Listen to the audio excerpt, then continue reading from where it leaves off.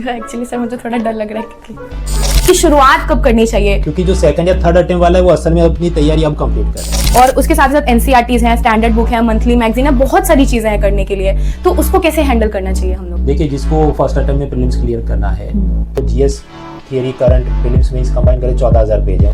ये कोचिंग वगैरह ना भी ज्वाइन किया तो भी आदमी खुद से एब्जॉर्ब कर सके ऐसी कोचिंग। हम ये कट ऑफ मान के चले 85 से 90 के बीच है। सम ऑफ माय फ्रेंड्स आल्सो वो आपके पीसीबी बैचेस में थे, जो कि पहले के बैचेस हैं, तो सर उनका ये कंफ्यूजन था कि वो कैसे अपडेटेड रखें अपने आप को।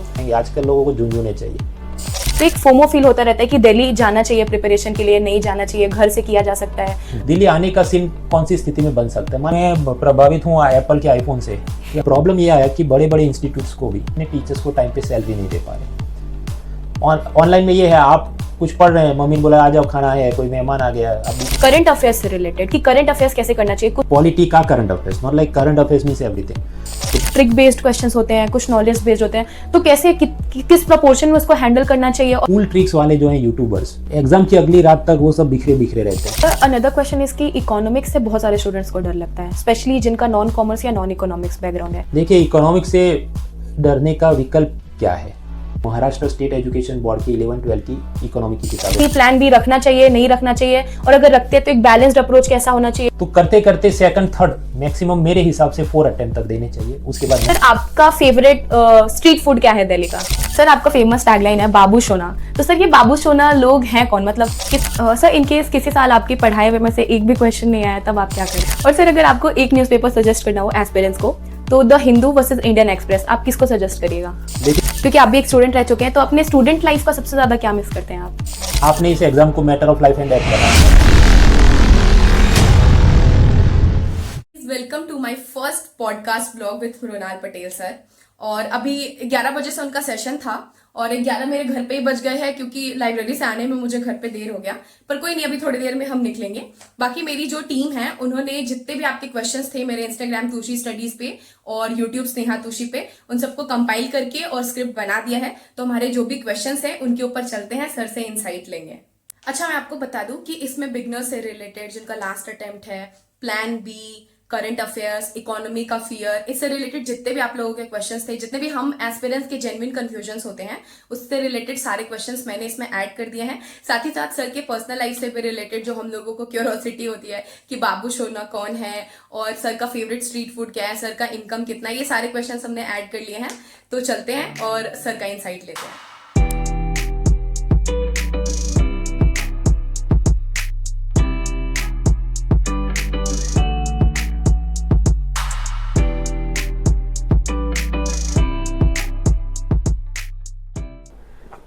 Hello everyone, welcome to the vlog. आज हम बैठे हैं मृणाल सर के साथ। First of all thank you so much sir for this opportunity. और इनको इंट्रोडक्शन की ज़रूरत नहीं है, क्योंकि जो भी स्टूडेंट्स प्रिपेयर कर रहे हैं, जब अगर आपने एक भी बार यूपीएससी इकोनॉमी सर्च किया होगा तो ऑब्वियसली आप मृणाल सर के वीडियोस के अक्रॉस आए होंगे। और सर अकेले जो कन्फ्यूजन गैप है प्रिपरेशन के रिगार्डिंग, मटेरियल्स के रिगार्डिंग, सर बहुत सारे lakhs and lakhs of aspirants को गाइड कर रहे हैं। स्पेशली पोस्ट कोविड बैचेस इनके जो हैं वो काफ़ी पॉपुलर हैं स्टूडेंट्स के बीच में। मोस्ट ऑफ द टॉपर्स से भी आपको इनका रेफरेंस मिल जाता होगा, इनके स्टडी मटेरियल्स का रेफरेंस मिल जाता होगा। तो thank you so much sir join करने के लिए। और आपने मेरे डीएम और सारी चीज़ों को फिल कर दिया था बहुत सारे क्वेश्चन से जो सर से पूछने थे, और जो जनरल भी हैं प्रिपरेशन के रिगार्डिंग जो कन्फ्यूजन होता है, मुझे भी पर्सनली बहुत सारे क्वेश्चन पूछने थे। तो हम शुरू करते हैं। सबसे पहले सर जो पहला कंफ्यूजन होता है कि शुरुआत कब करनी चाहिए, कॉलेज में, कॉलेज के बाद, कौन से स्ट्रीम के लोगों को करना चाहिए, नहीं करना चाहिए, इसके बारे में कुछ बताइए। देखिए, शुरुआत करने का कारण सही होना चाहिए। मैंने एक आध फिल्म या रील या कुछ देख लिया and then I will come, तो मोटिवेशन रहेगा नहीं बहुत टाइम तक। तैयारी कब से शुरू करनी चाहिए? अब बात ऐसी है कि हर एक का ग्रास्पिंग पावर अलग होता है। तो आप दिन में 1 घंटे में कितने पन्ने प्रोसेस कर सकते हैं? मैं एक बार गिनने बैठा तो जीएस थियरी करंट प्रीलिम्स में कंबाइन करें 14,000 पेज हैं, उस पर ऑप्शनल के 5,000 19,000 पेजेस पर डे आप गिन के चलो। मैं 50 या जो भी रन रेट आप चला रहे हैं, मिनिमम 6 to 8 मंथ्स या उससे ज़्यादा आपकी फर्स्ट रीडिंग को जाते हैं। उसको 2 बार आपको रिवाइज करना है, मॉक टेस्ट लगाने हैं। तो ये सब देखते हुए 8-9 महीने तो कम से कम या उससे ज़्यादा आपके मांग लेते हैं। इस कारण से होता है, ये आप पाएंगे कि जब यूपीएससी का आप सक्सेस रेट देखें, फर्स्ट अटेम्प्ट वाले मतलब 1000 लोग सिलेक्ट हुए, 10% ऐसे हैं जो फर्स्ट अटेम्प्ट में सिलेक्ट हुए, 15-17 सेकंड थर्ड वाले हैं। तो बेल शेप का क्यों है? क्योंकि जो सेकंड या थर्ड अटेम्प्ट वाला है वो असल में अपनी तैयारी अब कंप्लीट कर रहा है, कैरी फॉरवर्ड करते करते, इस कारण से टाइम लगता है। तो जब भी आप तैयारी भी करने हैं तो सोच के आना है कि मुझे कम से कम 3 अटेम्प्ट तक लग भी सकते हैं। सर दूसरा क्वेश्चन जो है हमारा बहुत ज़्यादा वो है regarding study material and how बल्कि इट इज़, और जैसे क्लटर है उसको कट कैसे करना चाहिए, बर्नआउट होता है स्टूडेंट्स को पढ़ते पढ़ते बहुत ज़्यादा, और उसके साथ साथ NCERTs हैं, स्टैंडर्ड बुक है, मंथली मैगजीन है, बहुत सारी चीज़ें हैं करने के लिए, तो उसको कैसे हैंडल करना चाहिए हम लोगों को? यस, देखिए आप 2025 प्रीलिम का पेपर उठाएं तो बहुत सारे सवाल तो सीधे वर्ड बाय वर्ड NCERT से उठाएं, जैसे कॉन्टिनेंटल ड्रिफ्ट, मतलब जो अफ्रीका और साउथ अमेरिका पहले एक थे फिर अलग हो गए। yes. तो जैसे गाना में जैसे गोल्ड डिपॉजिट है ब्राज़ील में, वर्ड बाय वर्ड उठा के उधर से पूछा है। चाहे हिस्ट्री बाय स्पेक्ट्रम हो, पॉलिटी बाय लक्ष्मीकांत हो, NCERT की ये किताबें हों, तो बहुत सारे प्रश्न समझिए 20 से 25 तो सीधे उठा के पूछे हैं। जो कश्मीर से Kanyakumari, I expect everyone to, मतलब अगर वो कह रहा है कि मैं सीरियस एस्पायरेंट हूँ उसका होना चाहिए, तो आपके 25 सवाल ठीक हुए तो मतलब एक क्वेश्चन के 2 मार्क है, 50 मार्क हो गए। हम ये कट ऑफ मान के चलें 85 से 90 के बीच है, तब उसके ऊपर जो और क्वेश्चंस आपको लगाने, मान लीजिए 20 या 30 मुझे और करने थे ताकि मैं इसके करीब आ जाता, वो कहाँ से होते हैं? तो थोड़ा और जो कंटेम्पररी इश्यूज़ हैं, ऐसा भी नहीं कि पिछला 1 साल का करंट अफेयर्स, उससे पहले जो चर्चा में हमेशा से रहे, जैसे कि 15 फाइनेंस कमीशन, उसने क्या कहा कि केंद्र सरकार ने अपने टैक्स में से 41% स्टेट्स को देना है। इन्होंने पूछा, बदल दिया कि 41 नहीं 45 कर दिया, तो वो स्टेटमेंट रॉन्ग हो गया, और बाकी आप एलिमिनेट करते हैं तो बाकी के स्टेटमेंट भले ना पता हो 4, फिर भी आप उसके जवाब तक पहुंच सकते हैं। तो सुकून से जब आप पेपर को चौथी 5वीं बार देखते हैं, यू रियलाइज़ कि ये इतना भी जटिल नहीं था जितना फर्स्ट रिएक्शन लोग देते हैं कि बहुत फैक्चुअल पूछा ये वो। तो यस, तो मतलब बहुत सारे जिनको ये तकलीफ है, वी आर बर्निंग आउट, उसका कारण ये पूरा दिन वो लगे रहते हैं, मुझे ये डेली ये मटेरियल चाहिए, ये PDF चाहिए। आप एक सिंपल लिस्ट बना के रखो, ये स्टैंडर्ड रेफरेंस बुक जो सारे टॉपर्स रेकमेंड करते हैं, इतना मिनिमम मुझे करना है, और एक डेडलाइन लेके चले, दिसंबर तक ज़्यादातर ख़त्म करूँगा या फरवरी तक, फिर मार्च अप्रैल में मुझे रिवीजन करना है, मॉक टेस्ट लगाने। तो if you have that clarity of vision then it is very easy, otherwise आप भटके रहेंगे। आजकल लोगों को झुंझुने चाहिए, तो इस कारण से वो एक टॉय से खुश नहीं, उनको something new shiny every day I want, then it is not going to help you. And then sir आपके बैचेस हैं, पोस्ट कोविड बैच है इकोनॉमी के लिए, और QEP प्रोग्राम भी है आपका, तो वो कैसे स्टूडेंट्स के लिए बेस्ट सूटेड है और उसको कंज्यूम कैसे कर सकते हैं स्टूडेंट्स बेस्ट पॉसिबल वे में? यस, मतलब मैं पढ़ा तो कई सालों से रह रहा हूँ, लेकिन फिर मैंने सोचा कि ये सब बैच लॉन्च करते हैं तो ये विश्वास और ये वो, तो क्या नाम रखा जाए? तो मैंने सोचा इसका नाम ये रखते हैं, post corona batch number 1। Corona के बाद पहला, करते करते 1 2 3 4 13 तक कंप्लीट हुए थे। अभी 17 जुलाई से 14th वाला शुरू हो रहा है। अब पहले ये होता था, मैं प्रीलिम्स और मेंस इकोनॉमी साथ पढ़ाता था, but then what will happen, the handouts will become very bulky. Exam की अगली रात आपको पूरा देख रहे हैं तो उसमें काफ़ी सारा प्रीलिम्स के काम का नहीं है, तो आपकी स्पीड कम हो जाती। तो मैंने स्प्लिट कर दिया 2 हिस्सों में, तो प्रीलिम्स के अलग, मेंस के अलग, तो 2 कोर्स बनते हैं। हालांकि अनअकैडमी नेटफ्लिक्स सब्सक्रिप्शन जैसा है, तो एक ही सब्सक्रिप्शन में सब अनलॉक हो जाता है। तो एक होता है ये सब PCB, मतलब वो प्रीलिम्स के बैच हैं, और सामने मेंस का जो अलग से पढ़ाना है, तो हम समझिए कि 12 to 13 लेक्चर्स मेंस के अलग होंगे, क्योंकि प्रीलिम्स में जो पढ़ा उसी फाउंडेशन को बिल्डअप करके मेंस में इकोनॉमी क्या होगा कि how to improve GDP, reduce unemployment, ये सब चीज़ें। तो समझिए एक तरफ हम प्रीलिम्स का पढ़ रहे हैं और जैसे जैसे उसके चैप्टर्स कंप्लीट हो रहे हैं उतना हम मेंस का पढ़ रहे हैं, तो इस कारण से 2 पैरेलल कोर्स चलेंगे, पिंग पोंग, यहाँ एक एक चैप्टर होते रहेंगे। ऐसा करके कोशिश ये है कि जुलाई से लेके नवंबर तक लेक्चर्स खत्म, दिसंबर तक आप जो भी आंसर राइटिंग और बाकी चीज़ complete, so you will be mains and prelims ready by December, that is the target. Okay sir, some of my friends also वो आपके PCB बैचेस में थे जो कि पहले के बैचेस हैं, तो सर उनका ये कन्फ्यूजन था कि वो कैसे अपडेटेड रखें अपने आप को, उनको क्या करना चाहिए? जी, वो मैं प्रभावित हूँ एप्पल के आईफोन से, कि हर साल आपको फ्री अपडेट्स वो देते रहते हैं, तो आपने एक आईफोन लिया तो 5-1 साल तो चल जाता है। सेम अप्रोच आई अडॉप्टेड, तो जो भी आपका कोर्स कंप्लीट हो जाता है तो हर बार नया कोर्स नहीं लेना है। हर साल फरवरी में बजट इकोनॉमिक सर्वे के आने के बाद मैं फिर से वो अपडेट के लिए जो 25-50 पेजेस का फ्री रिलीज़ कर देता हूँ, उसे आप देखिए। तो जिन्होंने पुराने क्लासेस देखे हैं, ओके, तो फरवरी 2026 में फिर से उसकी अपडेट सीरीज आएगी, उसको हम कहेंगे win 26, please go through that. फिर से बार बार नहीं खरीदना है। ओके सर, अनदर क्वेश्चन जो है कि बहुत सारे स्टूडेंट्स हैं जो दिल्ली में नहीं है, दिल्ली के बाहर है, वहाँ से प्रिपेयर कर रहे हैं, और मे बी वो ऑनलाइन कोचिंग कर रहे हो या नहीं कर रहे हो, तो एक फोमो फील होता रहता है कि दिल्ली जाना चाहिए प्रिपरेशन के लिए, नहीं जाना चाहिए, घर से किया जा सकता है, तो उसमें बहुत ज़्यादा टेंशन होता है स्टूडेंट्स को। तो सर इस पर आपका क्या टेक है? देखिए, आप जानते हैं बीच में बेसमेंट में बच्चों की मृत्यु हो गई वो बिजली से। yes. अब इसके बाद हुआ ये कि ऑफलाइन में फुटफॉल कम हो गया, मतलब रजिस्ट्रेशन इंक्वायरी बच्चे कम आते हैं। इससे ये होता है कि जो हर एक कोचिंग इंस्टीट्यूट का अपना एक इकोनॉमिक्स चलता है कि हमें इतनी फीस आनी चाहिए, उसमें से टीचर का ये हिस्सा रहेगा, बाकी बिल्डिंग मेंटेनेंस वगैरह वगैरह। अब प्रॉब्लम ये आया कि बड़े बड़े इंस्टीट्यूट्स को भी जो उनका ये इक्वेशन गड़बड़ हो गया, तो वो अपने टीचर्स को टाइम पे सैलरी नहीं दे पा रहे। फिर ये होता है कि उनमें से कुछ टीचर्स वो छोड़ के चले जाते हैं दूसरे इंस्टीट्यूट में, फिर वो तीसरे में जाते हैं, फिर अपना चौथा ऐप लॉन्च करते हैं।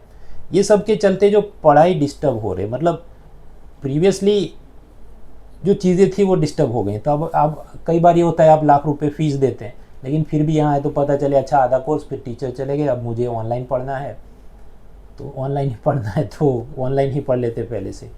This is one way to look about it. हालांकि जो रेप्यूटेड ऑफलाइन इंस्टीट्यूट्स हैं जहाँ पर एकदम कॉर्पोरेट स्ट्रक्चर से काम होता है, कॉन्ट्रैक्ट वगैरह के हिसाब से स्टेबल चीज़ें चलती है, तो लेकिन मतलब मेरा ये कहना है ऑफलाइन भी आप कर सकते हैं, ऑनलाइन भी कर सकते हैं, लेकिन पहले थोड़ी सोच विचार और इंक्वायरी करें कि टीचर्स साथ में जुड़ के लंबा पढ़ा रहे हैं कि नहीं, क्या ये अभी डिस्टर्बेंस फेज़ में है। जहाँ तक आपका ये प्रश्न फोमो फील होता है, देखिए ultimately you have to decide. अब कोई नौकरीशुदा व्यक्ति वो जॉब तो छोड़ के आ नहीं सकता, तो उसके पास जो संसाधन है उस हिसाब से करे। दिल्ली आने का सीन कौन सी स्थिति में बन सकता है? मान लीजिए कोई ऐसा ऑप्शनल सब्जेक्ट है कि जिसका ऑनलाइन कुछ मिल ही नहीं रहा है, या उसके कुछ क्लासेस बैचेस कुछ नहीं है, then you go for the Delhi route. Otherwise बाकी जितनी चीज़ें हैं, इंक्लूडिंग दिल्ली के खुद के ऑफलाइन इंस्टीट्यूट्स आजकल ऑनलाइन चीज़ें अपनी ऑफर कर रहे हैं for reaching to the people. हालांकि ऑनलाइन में ध्यान ये रखना है, खुद का मोटिवेशन और कंट्रोल होना चाहिए। अदरवाइज आप ऑफलाइन में आप बैठे हैं, रूम बंद है, टीचर पढ़ा रहे हैं, तो आप बीच में खड़े होके जाएंगे नहीं, आउट ऑफ रिस्पेक्ट। ऑनलाइन में ये है आप कुछ पढ़ रहे हैं, मम्मी ने बोला आ जाओ खाना है, कोई मेहमान आ गया, आप बीच में छोड़ के चले जाते हैं, आपको मज़ा नहीं आता, फास्ट फॉरवर्ड में देखते हैं, then you will not be able to absorb that. Okay sir. Sir another question है जो कि मतलब मुझे भी कन्फ्यूजन होती है, बहुत सारे एस्पिरेंट्स को होती है, करंट अफेयर्स से रिलेटेड, कि करंट अफेयर्स कैसे करना चाहिए। कुछ स्टूडेंट्स हैं जो घंटों दे देते हैं न्यूज़पेपर को और उसी में पढ़े रहते हैं 2 घंटे 3 घंटे। कुछ स्टूडेंट्स हैं जो बिल्कुल ही नहीं पढ़ते, पूरा मंथली मैगजीन पे रिलाई करते हैं। तो एक बैलेंस्ड अप्रोच कैसा होना चाहिए? देखिए, जिसको फर्स्ट अटेम्प्ट में प्रीलिम्स क्लियर करना है तो हैवी लिफ्टिंग आपको थियरी की करनी है, उसके बाद ऐसी चीज़ें जो 2-5 साल से चर्चा में, फिर टाइम बचे तो मंथली करंट अफेयर्स। मतलब होगा ये कि समझिए पिछले 1 साल के 15 से 20 सवाल पूछे गए, असल में आप सॉल्व कर पाएंगे केवल 4 से 5। बाकी ऐसे होते हो न्यूक्लियर रिएक्टर का ये पूछा, बट आप सारे स्टेटमेंट नहीं जानते और एलिमिनेशन टेक्निक्स लगती नहीं, तो वो सॉल्व नहीं कर पाते। तो return on investment of last 1 year current affairs is not so great usually. तो फिर करंट अफेयर्स छोड़ ही देते नहीं। उसको पढ़ने का अप्रोच आप ये रखें कि मैं डेली द हिंदू या इंडियन एक्सप्रेस के कॉलम्स पढ़ूंगा, उसमें से अपना रिफ्लेक्शन एक सिंगल पेज में लिखूंगा, सिंगल पेज, ज़्यादा नहीं, ये मैं रोज़ करूंगा। बाकी जो चीज़ें आ रही है वो मैं हेडलाइंस वगैरह पढ़ लूँगा, उसके नोट्स नहीं बनाऊंगा और मंथली PDF आ जाएगा। पर मुझे ये जो प्रीलिम्स क्लियर करनी है, तो एक क्लैरिटी ये होनी चाहिए, प्रीलिम्स क्लियर करने के लिए 100 सवाल हैं GS के, ज्योग्राफी एनवायरनमेंट के 25 से 30 सवाल होंगे, इसमें से मैं गिन के चलूँ मेरे 15 सवाल मैं करेक्ट कर लूँगा। पॉलिटी मान लीजिए 15 सवाल हैं, 10 सवाल लक्ष्मीकांत से होंगे, 5 उसके बियॉन्ड पूछे, जो भी NCERT political science, Indian express वगैरह, अगेन चले कंजर्वेटिव रहते हैं, 10 ही में करेक्ट टिक कर लूँगा।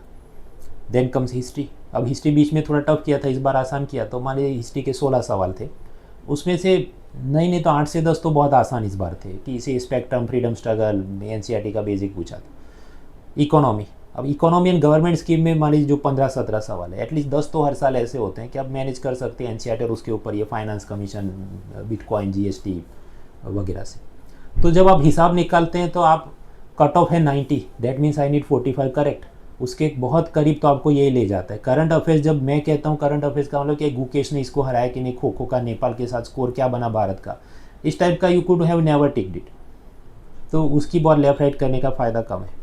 करंट अफेयर्स को देखना चाहिए सब्जेक्ट के साथ एम्बेड करके, कि पॉलिटी दैट मीन्स पॉलिटी का current affairs, not like current affairs means everything.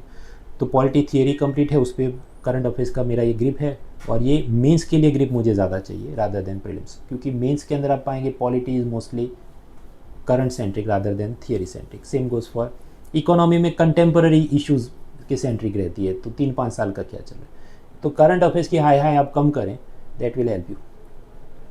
Okay sir. Sir next question जो है, एक गैप होता है जो हम कंटेंट पढ़ते हैं और जो हम एग्जाम प्रेशर के अंडर जो परफॉर्म करते हैं, तो सर उसमें क्या होता है ना कि ऐसे कुछ ट्रिक बेस्ड क्वेश्चंस होते हैं, कुछ नॉलेज बेस्ड होते हैं, तो कैसे किस प्रोपोर्शन में उसको हैंडल करना चाहिए, और जो एग्जाम प्रेशर है उसको कैसे हैंडल करना चाहिए कि जो हमने पूरे साल पढ़ा हम उसको वो एक दिन जो होगा पेपर का उस दिन हम परफॉर्म कर पाएँ अच्छे से। इसमें चीज़ें ये होती है कि ज़्यादातर लोग एग्ज़ाम की अगली रात तक वो सब बिखरे बिखरे रहते हैं, they don't have a control over their affairs, कि मुझे ये सब्जेक्ट जो मैंने अभी आपको बताया कि मैं ये गिन के चलूँगा कि ज्योग्राफी के एनवायरनमेंट के 25-30 है जिसमें मेरे 15 होने वाले, बाकी नहीं होने वाले। When you have this type of clarity in Excel sheet, then you are in control of your affairs. वरना ये होता है इसका मटेरियल, खासकर दिल्ली में आप जैसे बुक स्टोर में जाए, इतने सारे नोट्स पड़े हैं, अब ये लेते हैं, 2 दिन बाद नहीं मजा आया, तीसरा कुछ पढ़ते हैं, so you are not in control, पहली बात। दूसरा, ये जो स्ट्रेस एंजाइटी के दूसरे बहुत सारे कारण रहते हैं।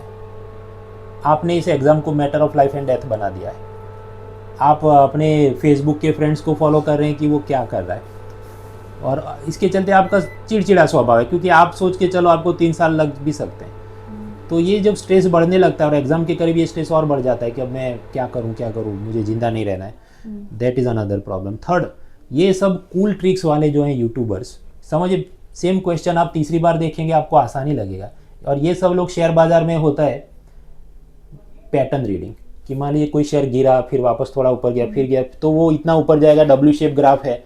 अब जिसको ऐसा सब टिप्स बेचने, वो क्या करेगा, जो इस ग्राफ पैटर्न को फॉलो नहीं करता उस कंपनी के शेयर का ग्राफ आपको दिखाएगा नहीं। Same goes for this people. अब उनके झाल में पिछले 3 महीने एग्जाम से पहले ऐसे ही लोग फंसते हैं जो पूरा पढ़ के नहीं बैठे। तो ये कूलनेस वगैरह क्यों आप चेज ना करें, सुकून से आप क्वेश्चन पेपर पढ़ें। इस बार ऐसा था, ग्रुप यूपीएससी प्रीलिम्स में आप जानते हैं क्वेश्चन पेपर एक है लेकिन उसके 4 सेट बनते हैं। उसमें बी या सी नंबर का सेट ऐसा है कि उसमें 1 से 15 सवाल सारे साइंस और एनवायरनमेंट की ऐसी अतरंगी चीज़ें हैं कि आप एक भी टिक नहीं कर सकते। फिर आप 16वें क्वेश्चन से देखें तो चीज़ें थोड़ी आसान हो रही हैं, लेकिन बहुत सारे लोगों पहले 15 देख के ही डर जाते हैं, उस कारण से 16 के बाद अच्छे भी हो, आसान भी हो, तो भी उनको सब टफ ही लगता है। सर अनदर क्वेश्चन इज कि इकोनॉमिक्स से बहुत सारे स्टूडेंट्स को डर लगता है, स्पेशली जिनका नॉन कॉमर्स या नॉन इकोनॉमिक्स बैकग्राउंड है। इवन जैसे बीइंग अ स्टूडेंट मेरा इकोनॉमिक्स अच्छा रहा है क्योंकि मेरा कॉमर्स बैकग्राउंड है, मैं टॉप कॉलेज से ग्रेजुएट हूँ और मेरे मतलब 12th में भी अच्छे मार्क्स आए थे इकोनॉमिक्स में, लेकिन मेरे फिर भी कुछ क्वेश्चंस गलत हो जाते हैं जानते हुए भी। और ऐसे ऐसे स्टूडेंट्स भी हैं जिनको तो पूरा ही फियर है इकोनॉमिक्स का। तो दोनों ही तरह के स्टूडेंट्स हैं और दोनों को कैसे इकोनॉमिक्स मतलब करना चाहिए जो प्रैक्टिकल वे हो और सही तरीका हो। देखिए, इकोनॉमिक्स से डरने का विकल्प क्या है, मैंने आपको बताया ज्योग्राफी, एनवायरनमेंट, हिस्ट्री, पॉलिटी, ये 3 तो आपको करने पड़ेंगे। अब आप चौथा ये कहो कि अच्छा मैं साइंस और इकोनॉमी दोनों में से एक पे ग्रिप हासिल करने की कोशिश करूं। तकलीफ ये साइंस के 15 सवाल आए उसमें ज़्यादातर आपके टिक होंगे नहीं, क्योंकि वो द हिंदू में 3, 4, 5 साल पुरानी चीज़ पूछ रहा है। तो वो लाइक इट और not you will have to study economy to cross the cut offs. अब जिनको अच्छा नहीं लगता उसका कारण ये वो स्टूडेंट्स नहीं है, वो टीचर्स हैं। वैसे ज़्यादातर लोग 11-12 के बाद इकोनॉमी फॉलो नहीं कर पाते, क्योंकि कॉलेज में वो ज़रूर मतलब कॉमर्स के अगर नहीं है, बहुत सारे जो IIT नीट वगैरह परीक्षाओं में लगे थे तो वहाँ पर तो फिजिक्स, केमिस्ट्री, बायोलॉजी पर उनका झुकाव था। फिर अचानक से जब आप इकोनॉमी पढ़ने आते हैं तो एक तो NCERT जिन लोगों ने लिखी है उन्होंने कसम खाई है कि ये सब्जेक्ट किसी को समझ नहीं आना चाहिए। मेरी आपको सलाह ये है कि इंटरनेट पे आप जाइए, महाराष्ट्र स्टेट एजुकेशन बोर्ड की 11-12 की इकोनॉमी की किताबें डाउनलोड करें, बहुत आसान सरल भाषा में ग्राफिक्स, कलरफुल ग्राफिक्स के साथ उन्होंने पढ़ा। कोई ये कोचिंग वगैरह ना भी ज्वाइन किया हो तो भी आदमी खुद से एब्जॉर्ब कर सके ऐसी वो चीज़ें। That is one way to go about. दूसरा, जो लोग कोचिंग ज्वाइन करते हैं फिर भी उनको क्यों मज़ा नहीं आता, सिंपल रीज़न, टीचर्स की आजकल ये आदत है कि इकोनॉमी के नाम पे पूरा नहीं पढ़ाते। Monetary policy, RBI, CRR, GST, 5-6 बड़ी चीज़ पढ़ाएंगे, 2 महीने हो गए, चलो कोर्स खत्म, बाकी का तुम खुद से देख लेना, क्योंकि उसको नया बैच लॉन्च करेगा तो टैक्सी ड्राइवर जैसा है, नया कस्टमर आएगा, नया फीस है। इस कारण से इकोनॉमी पूरा पढ़ाते नहीं, जबकि यूपीएससी में तो इकोनॉमी पूरा पूछते हैं, चाहे थियरी है, करंट है, गवर्नमेंट स्कीम्स हैं। तो बच्चे को अपने हाल पे छोड़ दिया जाए, वो बेचारा क्या करे, अच्छा मैं वो गाइड बुक से ये देख लूँगा, मैं करंट अफेयर्स का वहाँ से देख लूँगा, ह्यूमन डेवलपमेंट का इंडेक्स तीसरी जगह से, तो उसकी खुद की तैयारी बिखरी बिखरी रहती है। तो teachers are also at fault for this. मैं तो जिम्मेदारी इस प्रकार से लेता हूँ कि पूरा कंप्लीट कवरेज थियरी एनसीईआरटी से लेकर एडवांस लेवल की करंट अफेयर्स सारे आपके कवर हो रहे हैं। कोर्स ख़त्म भी हो जाए फिर भी फ्री के अपडेट्स आपको हर साल दिए जाते हैं, विन 25, 26 वगैरह। सो देन एंड स्टिल ये सब करने के बाद भी आप समझो कि 15 से 17 सवाल अगर इकोनॉमी के हैं, 10-12 सवाल आप ठीक से कर सकते हैं। बाकी उसके ऊपर ऐसी चीज़ें हैं जो आपको नहीं जानते और पूछ रहे हैं, तो उसे स्किप कर देना चाहिए। That is the way to go about it. Okay sir. Sir another thing is कि एक मतलब जो प्लान बी होता है उसके ऊपर जब भी बात, ये हर एस्पिरेंट के बैक ऑफ द माइंड में होता है, लेकिन एक बहुत स्टिग्मा है स्टूडेंट्स के दिमाग में इसके ऊपर बात करने से कि अगर प्लान बी है तो वो इंसान एक तरीके से तुच्छ है समझ लीजिए, या जो भी है, या फियर है कि अगर हम प्लान बी की तरफ जा रहे हैं तो छूट जाएगा, मतलब जो हमारा यूपीएससी है या जो भी है। तो सर प्लान बी कैसे, मतलब एक यूपीएससी को फोकस करते हुए भी प्लान बी रखना चाहिए, नहीं रखना चाहिए, और अगर रखते हैं तो एक बैलेंस्ड अप्रोच कैसा होना चाहिए कि एग्जाम फोकस हमारा खत्म ना हो? देखिए, सबसे पहला अटेम्प्ट जो आपका है उस वक्त प्लान बी नहीं, आपको सिर्फ और सिर्फ यूपीएससी फोकस होके खुद से पढ़ रहे हैं तो भी, कोचिंग ज्वाइन किया तो भी, पहले वो कंप्लीट करें। बहुत सारे लोग मैं ये देखता हूँ कि यूपीएससी कोचिंग ज्वाइन करते हैं, फिर माँ बाप अच्छा स्टेट सर्विस का भी फॉर्म निकला है तो भर दे। अब तकलीफ ये होगी कि कोचिंग तो 1 साल लगेगा यूपीएससी का, उसके पढ़ाई नहीं हुई फिर भी वो स्टेट सर्विस का फॉर्म भरता है। पहला अटेम्प्ट उसका स्टेट सर्विस का फेल होना है, फिर उसी के माँ बाप और रिश्तेदार ये तो फेल होते रहता है, तो हौसला इसका टूट जाता है। फिर अब दिक्कत ये होती है कि मान लीजिए इस बार यूपीएससी था मई महीने में, उससे पहले मार्च या अप्रैल में गुजरात स्टेट सर्विस परीक्षा, तो बहुत सारे लोग उसमें लग गए, इस कारण से यूपीएससी ठीक से पढ़ा नहीं, तो यूपीएससी भी ना ही उनका क्लियर हुआ। लेकिन दूसरे साल वो ये सोचते हैं कि मैंने तो सब पढ़ के रखा था ना, तो अभी बस रिवाइज करना है। तो बहुत सारे उसके गैप एरियाज हैं प्रीलिम्स और मेंस में जो उसने कंप्लीट नहीं किए, तो सेकंड थर्ड अटेम्प्ट भी बर्बाद है। तो पहला अटेम्प्ट सिर्फ और सिर्फ यूपीएससी को आप दीजिए, जो भी आप तैयारी कर रहे हैं। उसके बाद खुद का आप असेसमेंट करें, मेरा स्कोर क्या बन रहा है। फॉर एग्जाम्पल, अगर ये 2025 का आपने ईमानदारी से तैयारी की थी, फिर भी I don't expect everyone to clear क्योंकि कंपटीशन तो है, पर मान लीजिए हम जनरल कैटेगरी की बात करें और हम ये मान के चले कि 85 to 90 के बीच कट ऑफ है, आप फर्स्ट अटेम्प्ट में मान लीजिए 70 के आसपास, 70 के आसपास ला रहे, that means you are sincere, अगले साल पॉलिश मारो हो जाएगा। अब कोई करे नहीं मेरा तो 40-50 ही हो रहा है, तो आप दिल बहरा रहे थे, देन यू एक्सेप्ट कि मुझे 0 से फिर से शुरू करना है। क्योंकि आप समझिए, सचिन ने अगर 99 पे आउट हो गया तो सेंचुरी नहीं है, तो अगली बार मैच में वो ये नहीं बोल सकता मुझे सिर्फ 1 रन मारने दो और सेंचुरी गिन लेना, you have to again start from 0 to 100। तो करते करते सेकंड थर्ड मैक्सिमम मेरे हिसाब से 4 अटेम्प्ट तक देने चाहिए, उसके बाद नहीं हो रहा है बाकी जो भी चीज़ें हैं, और उसमें भी आप समझिए पहला दूसरा अटेम्प्ट ठीक से हो गया, तो तीसरे अटेम्प्ट में तो पैरेलल जो भी आप स्टेट सर्विस देना चाहते हैं बैंक वगैरह वो शुरू कर देना चाहिए। इससे 2 फायदे हैं, पहला छोटी सफलता बड़ी सफलता की भूख जगाती है कि अच्छा मैंने बैंक का प्रोबेशनरी ऑफिसर सिलेक्ट हो गया, देन एक तो फाइनेंशियल स्टेबिलिटी, घर वाले चोंच कम मारे, ये मैरिज वगैरह का प्रेशर कम हो, and you can focus, this is one way to go about it. करते करते 4 इज मैक्सिमम। उसके बाद आप अब यूपीएससी, आप समझिए किसी दिन अगर इलेक्शन होंगे, यूपीएससी ये भी कहे तुम 100 साल तक भी यूपीएससी दे सकते हो, कुछ लोग देंगे भी, लेकिन आप जितना लेट ज्वाइन करते हैं तो उतना लेट आप अपने टॉप कोई पोजीशन पे पहुंच सकते हैं। तो इसलिए 4 से ज़्यादा नहीं पढ़ना चाहिए। उसके बाद ऑफकोर्स जैसे अब आप कहेंगे कि ये 2024 साइकिल में जो फर्स्ट रैंक आया वो मैडम तो 6th अटेम्प्ट में थी, तो उनके तो पेरेंट्स भी तो सरकारी नौकरी में, तो पूरा सपोर्ट सिस्टम था, हर एक के पास, एवरीवन इज़ नॉट लकी। और अगर ये बात है कि 6 अटेम्प्ट वाला ही सिलेक्ट हुआ तो मैं भी हो सकता हूँ, I wish you the best, पर तो सामने 30,000 और भी तो थे जिनका नहीं हुआ है। तो आप खुद एक मतलब वो अंदर से आपको डिसीजन लेना चाहिए, हारे हुए जुआरी की तरह बहुत नहीं लगना चाहिए, that is my advice. Okay sir. Sir एक ऑनेस्ट एडवाइस जो 2026 का अटेम्प्ट देने जा रहे हैं उन लोगों को आप एक ऑनेस्ट एडवाइस देना चाहेंगे तो क्या होगा वो? यही जो कि history, geography, polity, economy, CSAT and optional, ये 6 चीज़ों को आप जितना जल्दी कंप्लीट करेंगे, जितना जल्दी रिवाइज करेंगे, that is better. Current affairs daily current affairs के पीछे छाती मत पीटो, that is my golden advice. Sir now we will wrap up and have a rapid fire round जिसमें आपको एक वर्ड में या एक सेंटेंस में जल्दी जल्दी जवाब देने होंगे, ठीक है? सर क्योंकि आप गुजरात से हैं और गुजरात का स्ट्रीट फूड काफ़ी अच्छा होता है और अभी आप दिल्ली आए हैं, तो सर आपका फेवरेट स्ट्रीट फूड क्या है दिल्ली का? स्ट्रीट फूड मैं जब भी ट्रैवल करता हूँ आई प्रीफर कि इडली सांभर या उपमा खाया जाए, ताकि डाइजेस्टिव सिस्टम को स्ट्रेस नहीं पड़े, वरना अब 3-4 दिन निकले हैं, ये सेमिनार से लेके बहुत कुछ काम है, तो rather than satisfying the taste buds I look for the digestive system. Yes. Okay sir, sir आपका फेमस टैगलाइन है बाबू सोना, तो सर ये बाबू सोना लोग हैं कौन, मतलब किस टाइप के लोग हैं ये सब देखिए असल में for any business competitive exam career दो जात के लोग हैं। वो आप उसको टूरिस्ट भी बोल सकते हैं, पिलग्रिम भी बोल सकते हैं, जो रहने नहीं आया वो दिल बहलाने आया है, आशिक भी बोल सकते हैं। और दूसरे हैं जो किलर्स हैं या डेडिकेटेड फोकस्ड लोग हैं कि जिनको असल में क्लैरिटी है मुझे इतना इतना काम करना है, इतने साल में ये अचीव करना है। अब ज़्यादातर लोग जो आते हैं यूपीएससी में ये सब बाबू सोना टाइप के होते हैं, they are not very serious about their life career और प्रिपरेशन। वो आए हैं क्योंकि बस कोई रील बिल देख लिया है। उनका आना भी ज़रूरी है, तभी कोचिंग वाले अपनी दुकान चला सकते हैं, वरना सिर्फ सीरियस लोग मान लीजिए 40,000 हैं तो 40,000 के लिए सारे सब तो कैसे पूरी इकोसिस्टम सस्टेन होगी। उनका होना ज़रूरी है, जस्ट लाइक प्लैंकटन का होना ज़रूरी है समंदर के अंदर for the entire ecosystem.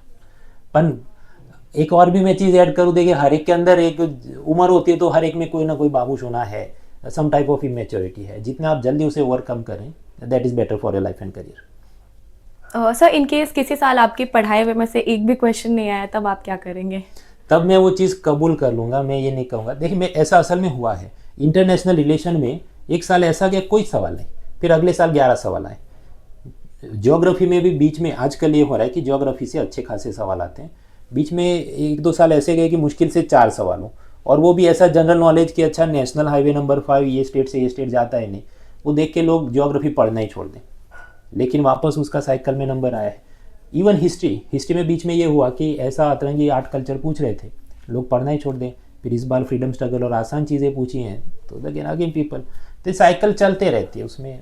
Having said that economy एक ऐसा सब्जेक्ट है कि कंप्लीट जीरो तो नहीं होगा, क्योंकि मेंस में कुछ तो पूछते ही है, सिलेबस में स्पेसिफिक लिखा है चीज़ों को, तो वो नहीं होगा तो then I will go for some other subjects. दाल रोटी चलती रहती है। और सर अगर आपको एक न्यूज़पेपर सजेस्ट करना हो एस्पिरेंट्स को, तो the Hindu versus Indian express, आप किसको सजेस्ट करिएगा? देखिए पॉलिटी इकोनॉमी वगैरह में तो पैरेलल चलते हैं, पर एक जगह हिंदू जो शाइन करता है दैट इज साइंस टेक्नोलॉजी। आप अगर हर साल ये जो 10-15 सवाल साइंस टेक के आते हैं, यूजुअली वो वहाँ से सीधे सीधे उठाए होते हैं, ऐसा भी नहीं कि तुरंत उठाए होते हैं, वो 2-3 साल पहले का भी पूछना शुरू करें। तो अगर आप अफोर्ड कर सकते हैं, अवेलेबल है, then go for the Hindu, नहीं कर सकते then go for Indian express.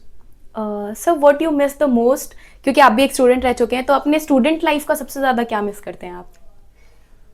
उस वक्त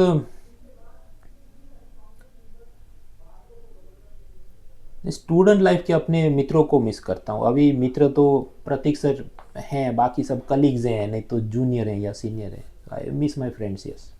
okay sir, last but not least, एक लाइन जो आपको हमेशा मोटिवेटेड रखती है, वो क्या है?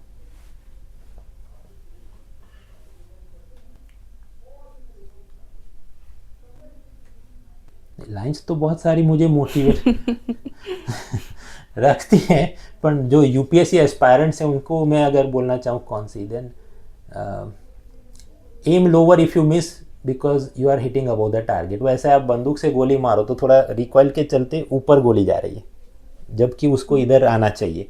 तो हायर कब जा रही है, ज़रूरत से ज़्यादा जो पीएचडी करने बैठ जाते हैं लोग, तो that is not required for exam. So aim lower if you miss, ये एक इंटरप्रिटेशन हुआ। दूसरा कि आपका यूपीएससी नहीं हो रहा था, आप फिर कबूल करोगे ठीक है मेरा इतना नहीं है स्ट्रेंथ स्टेमिना इसके लिए, तो कोई दूसरी परीक्षा दूसरा चीज़ें भी आप ट्राई करें। तो ये अच्छा, स्वामी विवेकानंद जी ने ये कहा कि उच्च निशान रखिए पर प्रैक्टिकल भी साथ में रहिए।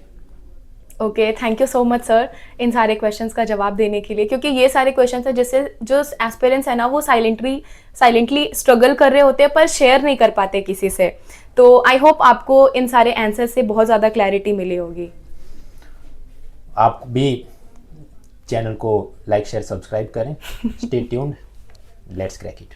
Thank you sir. जो मेरे फ्रेंड्स हैं जो आपसे पढ़ते हैं और सब कुछ, वो सर लिटरली मतलब मुझे कह रहे थे कि आप भीष्म पितामह हैं ऑनलाइन एजुकेशन जो है, जो यूपीएससी एस्पिरेंट्स को बहुत ज़्यादा हेल्प मिल रही है आपसे, तो वो थैंक यू भी बोलना चाह रहे थे आपको। नहीं, वो सब उनकी खुद की मेहनत है, मैं ऐसा अधिकार भाव नहीं रखता कि हमने पढ़ा तो लोग सिलेक्ट हो रहे हैं। जब अभी जैसे इकोनॉमी में मेरा नाम है, जब मैं नहीं था तो श्री राम आईएएस के नोट्स बहुत ज़्यादा चलते थे, जब वो नहीं थे कोई और चलता था। तो वो जो सिलेक्ट हुआ है वो उसकी खुद की श्रद्धा और मेहनत है। डॉक्टर आप किसी के पास भी जाए, दवाई में श्रद्धा नहीं होगी तो काम नहीं होगा। All the best, let's crack it.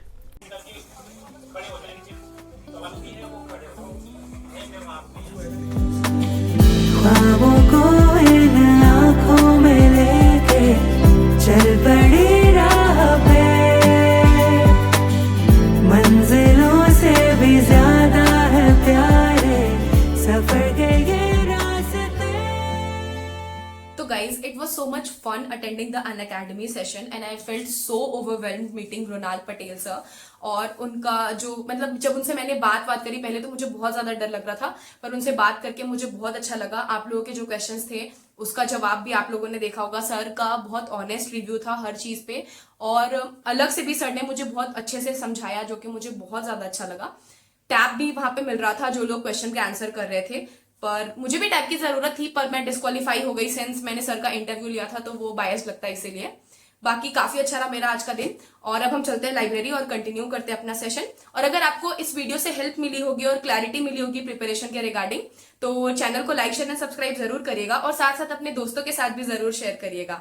तो मिलते हैं आपसे नेक्स्ट व्लॉग में, तब तक के लिए बाय गाइस। सफर अनजाना सा है, रास्ता बेगाना सा है, हर मोड़ मोड़ पे कुछ नया सा है।